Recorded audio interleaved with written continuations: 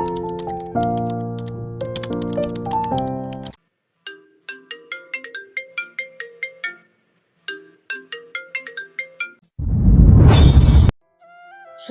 একঘেয়ে যান্ত্রিক কোলাহল, ধোঁয়াশায় ঢাকা আকাশ আর ইট কাঠ পাথরের খাঁচায় বন্দি জীবনে মানুষ যখন হাঁপিয়ে ওঠে, তখন তার ক্লান্ত চোখ অবচেতনভাবে একটু সবুজের ছোঁয়া খোঁজে। 28 বছরের সাধারণ মেয়ে মৃত্তিকাও তার ব্যতিক্রম ছিল না। শহরের এক নামি দামি বহুজাতিক সংস্থায় চাকরি করে সে। বাইরের চাকচিক্যময় জীবনটার আড়ালে তার নিজের জীবনটা যেন এক্সেল সিটের শাড়ি আর কলামের মধ্যে, ল্যাপটপের নীলচে আলোয় আর শীততাপ নিয়ন্ত্রিত ঘরের শুষ্ক হাওয়ায় আটকে পড়েছিল। কিন্তু এই ধূসর যান্ত্রিক রোজনাঞ্চার আড়ালে লুকিয়েছিল তার এক অন্য রূপ, এক অন্য সত্তা, যা কেবল তার ছোট্ট বারান্দার টবে বেড়ে ওঠা গাছগুলোই জানত। এই গল্প মৃত্তিকার, আর তার সেই এক চিলতে বাগানের, যা তাকে খাদের কিনারা থেকে ফিরিয়ে এনে নতুন করে বাঁচতে শিখিয়েছিল। মৃত্তিকার শৈশবটা আজকের মতো এত বর্ণহীন ছিল না। তার ছেলেবেলা কেটেছে মফস্বলের এক পুরনো চওড়া বারান্দাওয়ালা বাড়িতে, তার দিদুনের নিবিড় আদরে। দিদুনের পৃথিবীটা ছিল এক অদ্ভুত মায়াবী রূপকথা, যার বেশিরভাগটা জুড়েই ছিল বাড়ির পিছনের সেই বিশাল বাগান। কি ছিল না সেখানে! একদিকে সারি সারি আম, জাম, কাঁঠাল আর পেয়ারা গাছের স্নিগ্ধ ছায়া, অন্যদিকে রঙের মেলা বসানো মৌসুমী ফুলের সমাহার। শীতকাল এলেই গাঁদা, ডালিয়া আর চন্দ্রমল্লিকায় ছেয়ে যেত পুরো উঠোন, যেন মাটিতে কেউ রঙের গালিচা বিছিয়ে দিয়েছে। আর বর্ষায় কদম আর বকুল ফুলের মাদকতাপূর্ণ গন্ধে ম ম করত চারপাশ। ছোট্ট মৃত্তিকা দিদুনের শাড়ির আঁচল ধরে সেই বাগানে প্রজাপতির মতো ঘুরে বেড়াতো। সে অবাক বিস্ময়ে দেখত দিদুন কিভাবে পরম মমতায় গাছগুলোর সাথে নিভৃতে কথা বলতেন। দিদুন বলতেন হাসি মুখে, জানিস মিতু, গাছেরা সব বোঝে, এরা কখনো বেইমানি করে না। তুই যদি ওদের একটুখানি ভালোবাসিস, ওরাও তোকে 2 হাত ভরে ফুল আর ফল দিয়ে ফিরিয়ে দেবে। মৃত্তিকা তখন এসব বুঝতো না। সে ভাবতো, গাছেরা আবার কথা বলে কিভাবে, ওদের তো মুখ নেই। কিন্তু দিদুন যখন পরম আদরে কোনো মুষড়ে পড়া জবা গাছের পাতায় জলের ছিটে দিতেন, তার সাথে গল্প করতেন, আর ঠিক কয়েকদিন পরই গাছটা নতুন করিতে ভরে উঠত, তখন ছোট্ট মৃত্তিকার মনে হতো দিদুন নিশ্চয়ই কোনো জাদুকর। সেই মাটির সোঁদা গন্ধ, কালবৈশাখীর পর ভেজা ঘাসের উপর খালি পায়ে হাঁটার শিহরণ, আর ভোরে ঝরে পড়া বেলি ফুলের সুবাস, এই সব কিছুই মৃত্তিকার মনে তার সত্তার একদম গভীরে একটা স্থায়ী ছাপ ফেলেছিল। কিন্তু সময় বড় নিষ্ঠুর জাদুকর, তার জাদু দণ্ডে অনেক কিছুই বদলে যায়। মৃত্তিকার বয়স যখন 18, তখন পড়াশোনা আর কেরিয়ারে ইঁদুর দৌড়ে সামিল হতে তাকে সেই মায়াবী মফস্বল ছেড়ে আসতে হয় এই বড় অচেনা শহরে।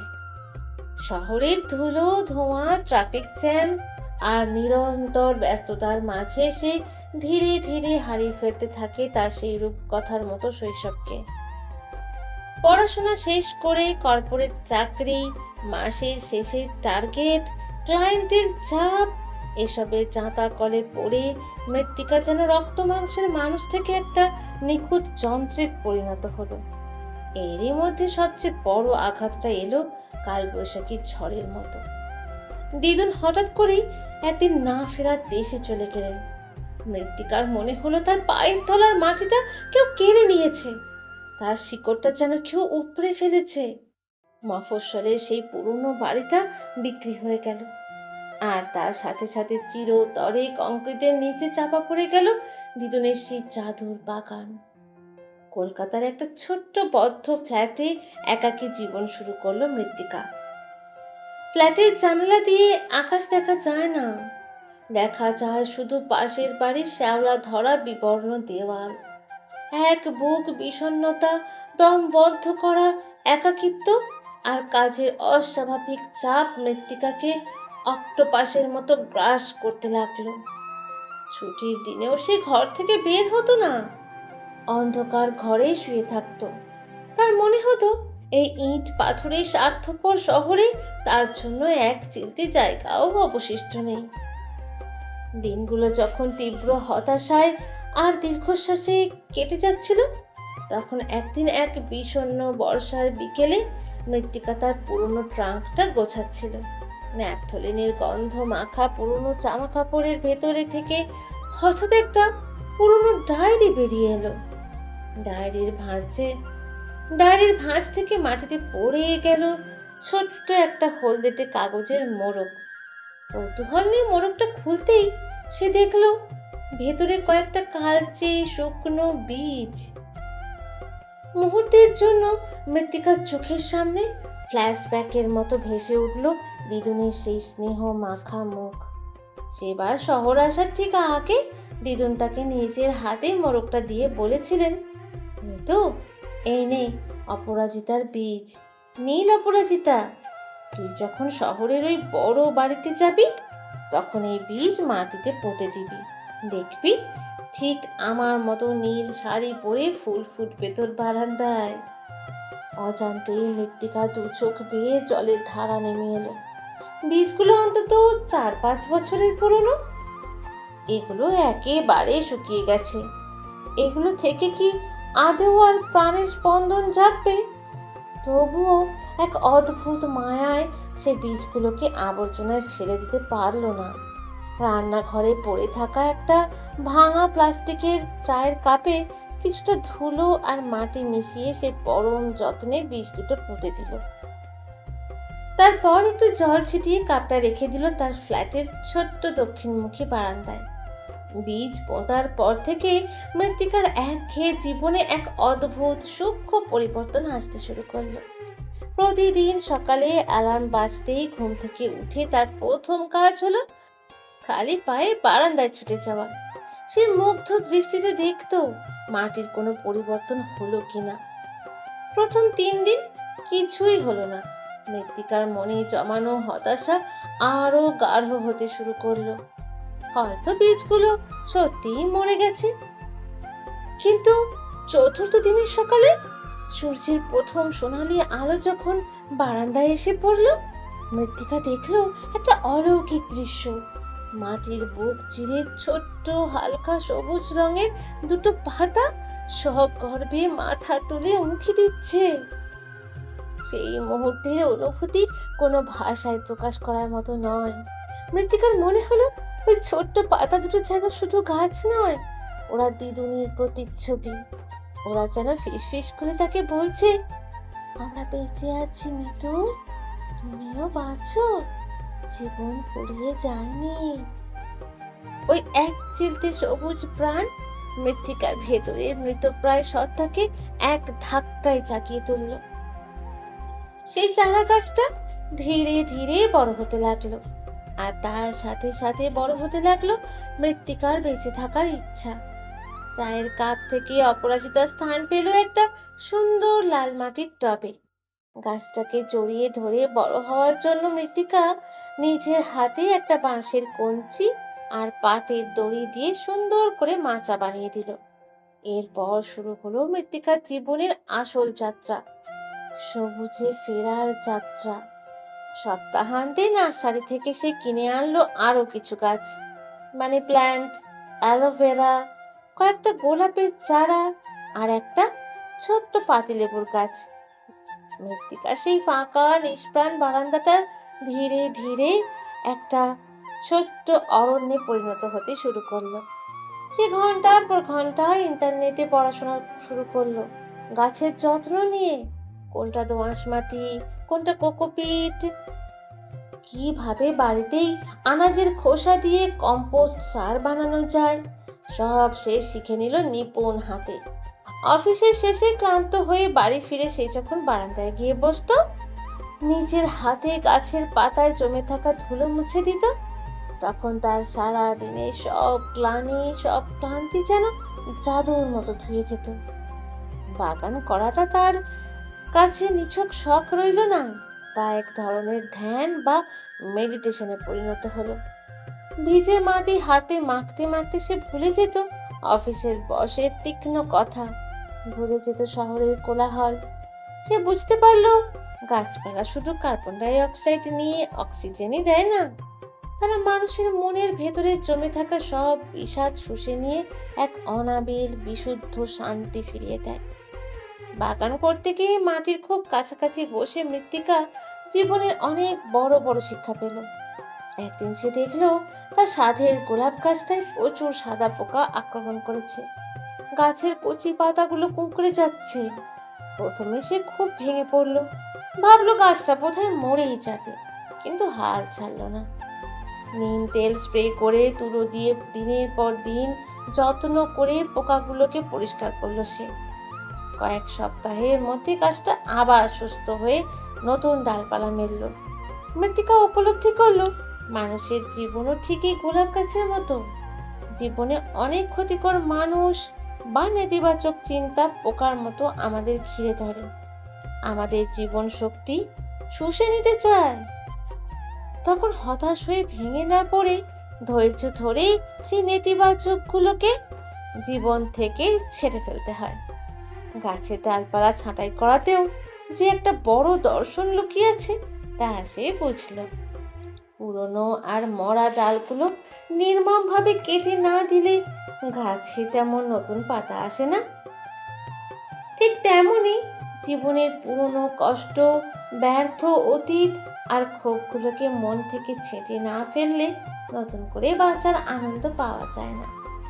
এই সহজ অথচ গভীর সত্যটা কোনো মোটিভেশনাল বই পড়ে নয়, বরং এক টুকরো মাটির সংস্পর্শে এসে মৃত্তিকা শিখতে পেরেছিল। মাসটা বৈশাখ। সেদিন সকাল থেকেই গুমোট গরম, হাওয়া একদম বন্ধ। সন্ধ্যার পর হঠাৎ করে আকাশ ঘুটঘুটে কালো হয়ে এলো। শুরু হলো প্রকৃতির রুদ্ররূপ, কাল বৈশাখী। শোঁ শোঁ শব্দে পাগলা হাওয়া বইছে, সাথে অঝোর ধারায় বৃষ্টি। মৃত্তিকা ফ্ল্যাটের ভেতরে বসে জানালার কাঁচ দিয়ে বাইরে দেখে ভয়ে কাঁপছিল। হঠাৎ তার মনে পড়লো বারান্দার গাছগুলোর কথা। টবগুলো হাওয়ার দাপটে নিচে পড়ে ভেঙে চুরমার হয়ে যেতে পারে। এক মুহূর্ত না ভেবে সে ছুটতে গেল বারান্দায়। বৃষ্টির ছাটে কয়েক সেকেন্ডের মধ্যে সে সম্পূর্ণ ভিজে গেল। তীব্র হাওয়ায় অপরাজিতা গাছের সাধের মাচাটা প্রায় ভেঙে পড়ার উপক্রম। নিজের জীবনের ঝুঁকি নিয়ে জমাট অন্ধকারের মধ্যে মৃত্তিকা ভারী টবগুলোকে একে একে টেনে ঘরের ভেতরে আনতে শুরু করলো। বড় গাছগুলোকে দড়ি দিয়ে গ্রিলের সাথে শক্ত করে বেঁধে দিল। সেদিন রাতে মৃত্তিকা দু চোখের পাতা এক করতে পারল না। সে মেঝেতে বসে বসে দেখলো প্রকৃতির তাণ্ডব। তবে অদ্ভুতভাবে তার মনে হচ্ছিল এই ঝড় যেন ধ্বংস করতে আসেনি। এই ঝড় তার নিজের ভেতরে জমে থাকা সব জঞ্জাল, সব কষ্টকে ধুয়ে মুছে সাফ করে দিচ্ছে। পরদিন সকালে আকাশ একদম পরিষ্কার, সতেজ রোদ ঝলমল করছে। বারান্দায় গিয়ে মৃত্তিকা দেখলো কয়েকটা গাছের পাতা ছিঁড়ে গেছে ঠিকই, কিন্তু কেউ মারা যায়নি। তারা ঝড়ের সাথে বুক চিতিয়ে লড়াই করে টিকে আছে। এই টিকে থাকার অদম্য লড়াই মৃত্তিকাকে জীবনের প্রতি আরো সাহসী করে তুলল। ঝড়ের ঠিক কয়েকদিন পরের কথা। মে মাসের এক স্নিগ্ধ মায়াবী সকাল। মৃত্তিকা ধোঁয়া ওঠা কফি হাতে বারান্দায় এসে দাঁড়ালো। হঠাৎ তার চোখ আটকে গেল অপরাজিতা গাছটার দিকে। ঘন সবুজ পাতার ফাঁক দিয়ে উঁকি দিচ্ছে একটা গাঢ় নীল রঙের ফুল। ঠিক যেন দিদুনের সেই পরিচিত নীল শাড়ির আঁচল হাওয়ায় উঠছে। মৃত্তিকার হাত থেকে কফির কাপটা প্রায় পড়েই যাচ্ছিল। সেই মন্ত্রমুগ্ধের মতো ফুলটার দিকে তাকিয়ে রইল। তার চোখ দিয়ে অঝরে জল পড়তে লাগলো। তবে এই জল বিষাদের নয়, এই জল চরম প্রাপ্তির, অনাবিল আনন্দের। সেই ছোট্ট শুকনো বীজটা যাকে সে প্রায় ফেলেই দিচ্ছিল, আজ তা এক অপরূপ সুন্দর ফুলে পরিণত হয়ে তার দিকে তাকিয়ে হাসছে। মৃত্তিকার মনে হলো এই ফুলটা শুধু একটা অপরাজিতা নয়, এটা তার নিজের পুনর্জন্ম। সে নিজে ওই বীজের মতো অন্ধকারে বিষণ্ণতায় ডুবেছিল, কিন্তু নিজের যত্ন, ধৈর্য আর ভালোবাসার জোরে সে আজ আবার নতুন করে প্রস্ফুটিত হয়েছে। আকাশ থেকে দিদুন ওই যে নীল ফুলের মধ্যে দিয়ে তার মাথায় হাত রেখে আশীর্বাদ করছেন। মৃত্তিকার এই সবুজ স্বর্গ এখন আর শুধু তার একার ছিল না, তার বারান্দায় এই উপচে পড়া সৌন্দর্য আশেপাশের ফ্ল্যাটের মানুষদেরও দৃষ্টি আকর্ষণ করলো। পাশের ফ্ল্যাটে থাকতেন একজন বয়স্ক মানুষ, মিস্টার সান্যাল। খুব রাশ ভারী আর একরোখা লোক বলেই বদনাম ছিল তার। একদিন সকালে তিনি বারান্দা থেকে মৃত্তিকাকে ডাকলেন। মা, তোমার বারান্দায় ওই যে লাল জবা গাছটা তো খুব সুন্দর, আমাকে একটা ডাল দেবে? সারা দিন একা থাকি, আমিও লাগাতে চাই। মৃত্তিকা হাসি মুখে একটা ডাল কেটে দিল, সাথে সময় নিয়ে বুঝিয়ে দিল কিভাবে সেটা মাটিতে পুঁততে হবে। এভাবেই শুরু হলো এক নতুন অধ্যায়। ফ্ল্যাটের অন্যান্য মহিলারাও মৃত্তিকার কাছে আসতে শুরু করলো গাছের ব্যাপারে নানা টিপস নিতে। মৃত্তিকা তাদের কাউকে মানি প্ল্যান্টের কাটিং, কাউকে পাতাবাহারের চারা উপহার দিতে লাগলো। যে মৃত্তিকা এক সময় কারোর সাথে একটা কথাও বলতো না, সে এখন ছুটির দিনে সবার সাথে হাসি মুখে আড্ডা দেয়। সে উপলব্ধি করলো বাগান করাটা শুধু নিজেকে ভালো রাখার উপায় নয়, এটি বিচ্ছিন্ন সমাজকে একটা সুতোয় জুড়ে রাখারও এক দারুণ জাদুকরী মাধ্যম। কয়েক মাসের মধ্যে মৃত্তিকা একটা দারুণ কাজ করে ফেললো। সে অ্যাপার্টমেন্টের সেক্রেটারির সাথে কথা বলে ছাদের এক অব্যবহৃত কোণায় একটা কমিউনিটি গার্ডেন বা সকলের বাগান তৈরি করার প্রস্তাব দিল। সবাই সানন্দে রাজি হলো। ছুটির দিনে ফ্ল্যাটের বাচ্চা থেকে বুড়ো সবাই মিলে ছাদে বাগান করতে শুরু করলো। কেউ পুরনো বালতি করে মাটি আনলো, কেউ সার আনলো, কেউ বা নিজের হাতে মাটি মাখলো। ছাদটা কয়েকদিনের মধ্যেই ভরে উঠলো টমেটো, লঙ্কা, ধনেপাতা, পুদিনা আর গাঁদা ফুলে। কংক্রিটের এই শুষ্ক জঙ্গলের মাঝে এক টুকরো সবুজ স্বর্গ তৈরি করলো তারা সবাই মিলে। আর এই সব কিছুর কেন্দ্রবিন্দুতে ছিল সেই মেয়েটি, মৃত্তিকা। আজ মৃত্তিকার বয়স 30। সে এখনো সেই কর্পোরেট চাকরিটাই করে।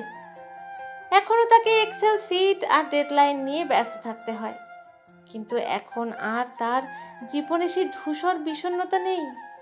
প্রতিদিন কাজ শেষে সে যখন বাড়ি ফেরে, তার জন্য বারান্দায় অধীর আগ্রহে অপেক্ষা করে এক গুচ্ছ সবুজ প্রাণ। তারা কথা বলতে পারে না ঠিকই, কিন্তু তাদের নিঃস্বার্থ ভালোবাসা আর সতেজতা দিয়ে তারা মৃত্তিকার জীবনের সব শূন্যস্থান কানায় কানায় পূরণ করে দেয়। মৃত্তিকা জানে বাগান করা মানে শুধু মাটিতে বীজ পুঁতে জল দেওয়া নয়, বাগান করা মানে হলো চরম ধৈর্য ধরতে শেখা। আজ বীজ পুঁতলেই কাল ফুল ফোটে না, তার জন্য অপেক্ষা করতে হয়, সঠিক আলো হাওয়া দিতে হয়, আগাছা পরিষ্কার করতে হয়। মানুষের জীবনের সম্পর্কগুলোও ঠিক তেমন। বারান্দায় ইজি চেয়ারে বসে অপরাজিতা গাছটার দিকে তাকিয়ে মৃত্তিকা আজ তার পুরনো ডায়েরিটা খোলে। তার ডায়েরির নতুন পাতায় সে বড় বড় করে লেখে। আমরা অহংকার করে ভাবি আমরাই বুঝি গাছগুলোকে বড় করছি, তাদের যত্ন নিচ্ছি, কিন্তু সত্যিটা হলো গাছগুলোই নীরবে আমাদের বড় করে তোলে।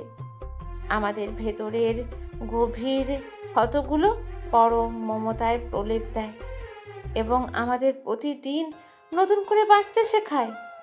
মৃত্তিকার বারান্দা আজ আর শুধু একটা বারান্দা নয়, এটা তার বেঁচে থাকার অক্সিজেন, তার হারিয়ে যাওয়া শেকড় এবং তার জীবনের নতুন প্রাণের স্পন্দন।